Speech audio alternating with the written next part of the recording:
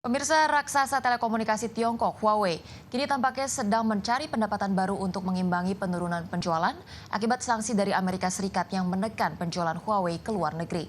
Huawei kini sedang menagih biaya lisensi dari 30 perusahaan kecil hingga menengah di Jepang atas teknologi paten Huawei.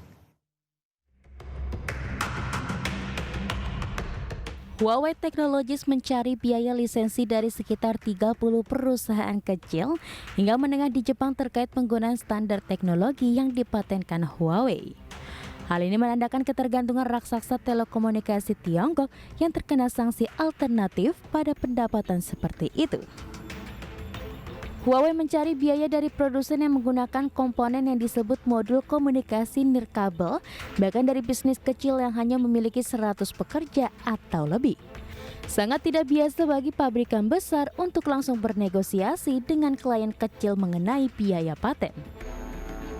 Huawei memang tengah menghadapi lingkungan bisnis yang semakin sulit oleh karena sanksi Amerika Serikat yang bermula dari masalah keamanan data. Sanksi Amerika Serikat telah mempersulit penjualan produk Huawei ke luar negeri. Melansir Nikkei, rentang pembayaran yang diminta ialah biaya tetap sebesar 50 yen atau 35 sen atau kurang per unit, hingga 0,1% atau kurang dari harga sistem.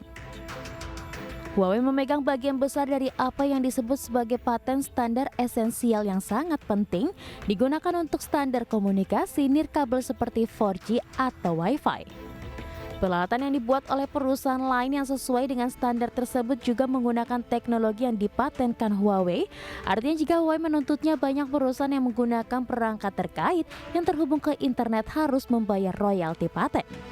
Bahkan perusahaan Jepang yang tidak menggunakan produk Huawei dapat ditarik biaya tak terduga ini.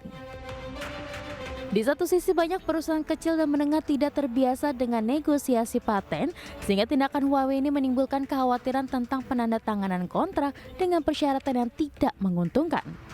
Seperti misalnya kontrak yang menyertakan otorisasi untuk mengakses perangkat lunak modul komunikasi menimbulkan risiko kebocoran data. Berbagai sumber, IDX Channel.